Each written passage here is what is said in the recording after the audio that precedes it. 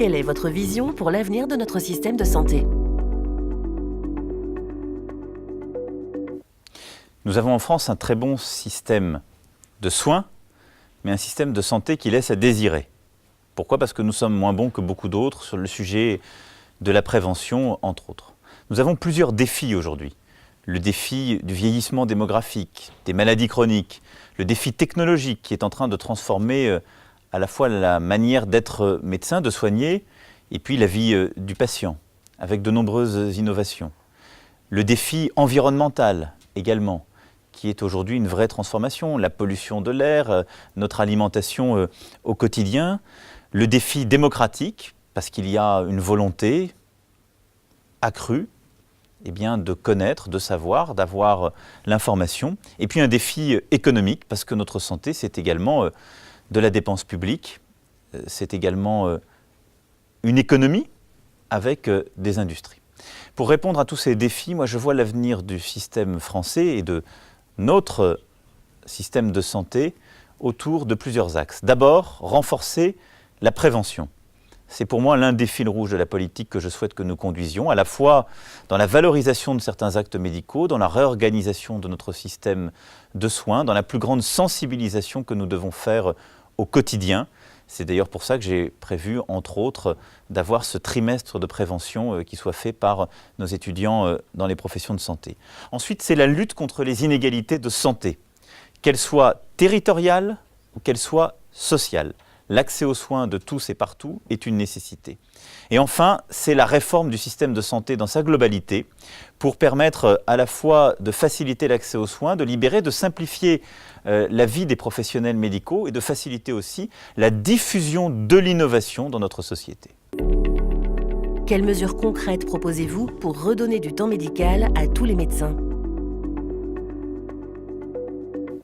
Il y a en effet sur ce sujet une nécessité de mieux répartir les temps, à la fois donc le temps médical, mais aussi le sujet des compétences.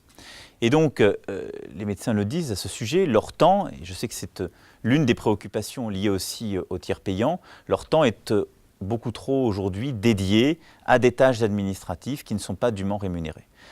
Alors, pour ce faire, on ne réglera pas le sujet de manière, je dirais, simpliste, ou à quelques-uns autour d'une table. Moi, je souhaite, à ce titre, que l'ordre puisse y avoir toute sa place et qu'il y ait une vraie concertation avec l'ensemble des professionnels de santé. Je souhaite que d'abord, on puisse rémunérer certaines tâches administratives qui font partie de ce qu'est l'accompagnement du patient, de ce qu'est aussi la vie du médecin.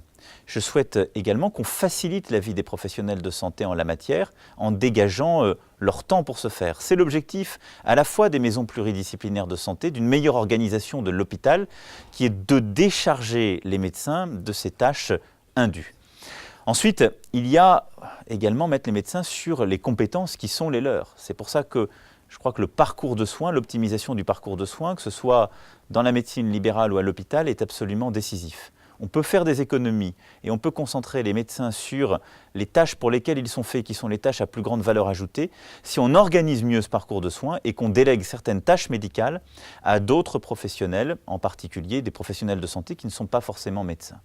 Enfin, le numérique est pour moi également un axe d'une plus grande efficacité parce qu'il va permettre de libérer, là aussi, du temps médical. Il va libérer du temps utile de médecins en déléguant certaines tâches au numérique et en facilitant la vie. Je souhaite pour tous ces sujets qu'il y ait une vraie concertation avec l'ensemble des professionnels pour que nous puissions, profession par profession, améliorer les choses.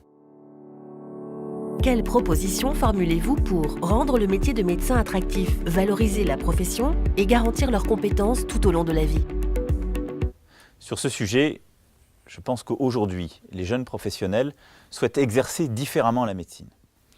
Je ne crois pas qu'on réussira à rendre plus attractif telle ou telle profession ou telle région en contraignant les jeunes médecins à venir s'installer sur un territoire ou à venir dans telle ou telle spécialité.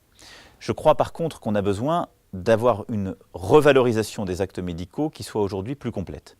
C'est pour cela qu'en matière de tarification, je souhaite profondément revoir la philosophie aujourd'hui retenue, à la fois pour les médecins libéraux comme pour l'hôpital. Je souhaite qu'on sorte de la tarification à l'activité. Elle ne doit représenter que 50% au maximum de la tarification de l'hôpital.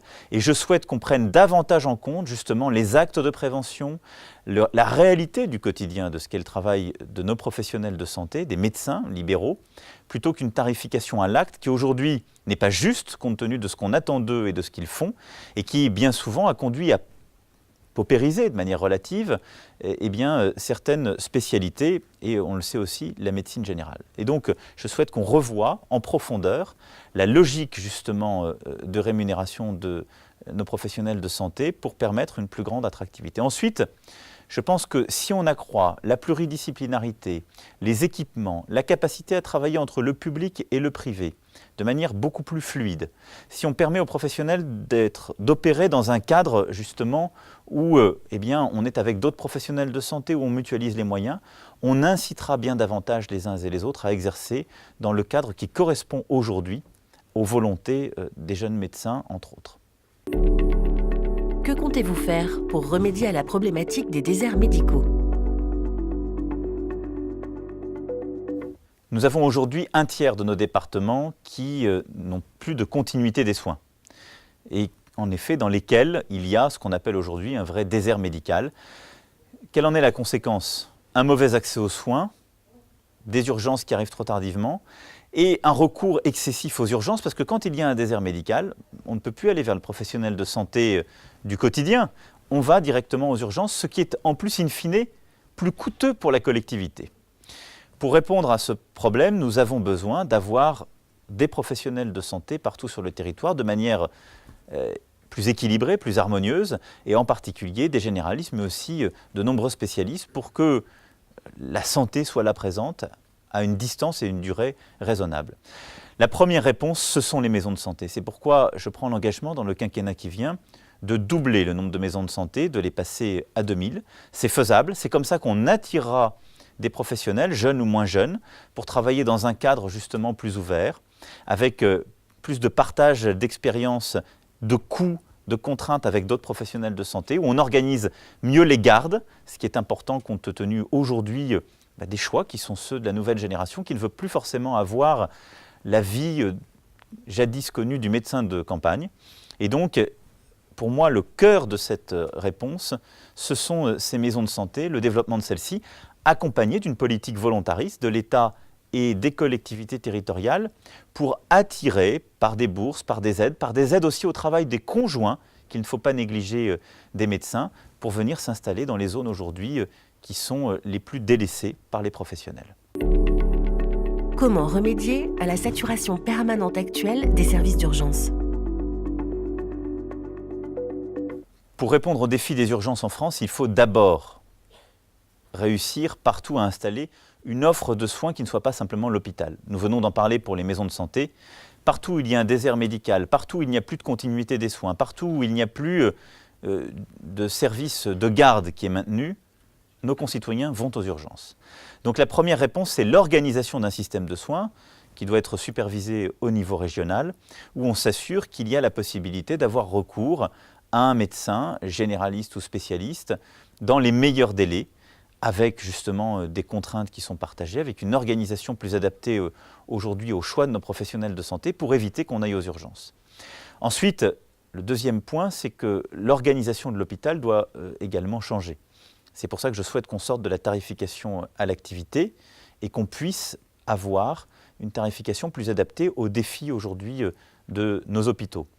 Enfin, si on veut désengorger les urgences, il faut également pouvoir gérer l'aval, la sortie le plus rapide possible des urgences, ce qui impose parfois d'avoir davantage de centres de suivi médical, de centres de suite, parce qu'on a encore trop souvent dans les urgences ou dans d'autres services médicaux de l'hôpital des patients qui restent parce qu'il n'y a pas de solution à domicile, parce qu'il n'y a pas de solution médicalisée hors de l'hôpital qui permettent justement là aussi à la fois de réduire les coûts et de désengorger.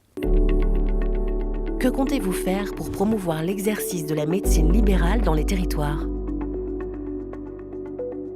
Je l'ai dit, je crois que pour promouvoir l'exercice de la médecine libérale, il faut faire deux choses. La première, c'est avoir une juste rémunération des actes. Là-dessus, nous avons besoin, de manière apaisée, concertée, de trouver les voies et moyens de davantage rémunérer la prévention, de davantage rémunérer les actes du quotidien. Je sais que c'est le débat, par exemple, qui en ce moment est en cours et qui est très difficile avec les dentistes. Et je pense qu'il faut là entendre toutes les voix, mieux rémunérer les petits actes, les actes de prévention, et rémunérer davantage également la politique de prévention au-delà de la simple rémunération à l'acte de nos professionnels de santé. Ensuite, il faut donner le cadre à l'exercice de la profession de santé pour nos professionnels libéraux. Aujourd'hui, eh bien, les professionnels de santé, les médecins libéraux n'ont plus envie sur le territoire de travailler comme il y a 10, 15 ou 20 ans. Ils veulent pouvoir avoir moins de gardes, moins de contraintes. Ils veulent pouvoir travailler dans un cadre plus sécurisé, souvent avec d'autres professionnels, partager les coûts et les charges, avoir accès à un plateau technique de manière plus simple. C'est pour ça que je crois d'une part au développement des maisons de santé pluridisciplinaires et d'autre part au lien également beaucoup plus fort entre l'hôpital et le secteur justement de la médecine de ville. Et donc on doit pouvoir, dans les centres hospitaliers périphériques, réaménager justement aussi les locaux pour permettre à des professionnels libéraux de venir s'installer dans l'enceinte de l'hôpital ou à proximité pour travailler avec les plateaux techniques. Et c'est cette plus grande fluidité, cette plus grande polyvalence qui est aujourd'hui souhaitée, à laquelle je veux pouvoir répondre. La logique, c'est une logique territoriale, c'est une logique d'innovation sur les territoires. Il faut laisser plus d'innovation, plus de latitude aux professionnels de santé sur le terrain. Le tiers payant généralisé obligatoire a été très largement rejeté par les médecins. Le maintiendrez-vous ? C'est une réforme qui, aujourd'hui, est face à un contraste. Les professionnels de santé, vous l'avez dit, l'ont beaucoup rejeté. Nos concitoyens la plébiscitent. J'y répondrai d'une manière très pragmatique. D'abord par l'évaluation. Je ne crois pas au débat théorique dans notre pays. Nous en avons trop eu. Je veux évaluer pour regarder quelles sont les contraintes réelles sur les professionnels de santé, quelles sont la déresponsabilisation à laquelle ça peut conduire, en quoi ça a permis de répondre à des problèmes de reste à charge éventuels, quelle est la réalité du décalage de paiement que subissent certains médecins, en particulier venant des mutuelles. Ce que je ferai pendant qu'on conduit cette évaluation, c'est que je transformerai ce qui est aujourd'hui le tiers payant généralisé en un tiers payant généralisable. Je crois que dans une première phase de développement, c'est le volontariat qui doit être privilégié et que tous les professionnels de santé, tous les médecins qui le souhaitent, puissent le généraliser. Mais dans un premier temps, pendant que l'évaluation est conduite, je ne forcerai pas les médecins qui ne souhaitent pas conduire cette réforme à le faire. Pour conclure, quel engagement souhaitez-vous prendre devant la profession médicale ? Je souhaite prendre un engagement de responsabilité partagée, de confiance restaurée. Je crois que la santé est une des préoccupations principales de nos concitoyens. Elle est essentielle. Nous devons répondre aux défis que j'évoquais tout à l'heure. Ces défis sociétaux profonds, ce défi économique. Et donc moi, je veux faire de la santé un axe privilégié. Je veux en même temps que nous ayons une organisation de soins beaucoup plus efficace, plus volontariste, qui permettent de mieux rémunérer les professionnels, de répondre à nos besoins de santé, au vieillissement de la population, aux maladies chroniques, qui permettent de mieux couvrir les soins essentiels, qui ne le sont aujourd'hui, je pense à l'optique, au dentaire ou à l'auditif, et mieux prévenir. Je veux en même temps que nous continuions à développer l'excellence de la santé en France, l'excellence de notre médecine, hospitalière et libérale, l'excellence de la recherche clinique et de notre politique d'innovation. Pour cela, il faut des objectifs partagés. On ne réussit jamais une bonne transformation du système de santé contre les professionnels de santé. Et donc la responsabilité que je veux partager avec l'ensemble des médecins et de toutes les professions de santé, c'est de se donner une stratégie sur 5 ans. Aller vers davantage de prévention, une meilleure organisation des soins, une meilleure couverture.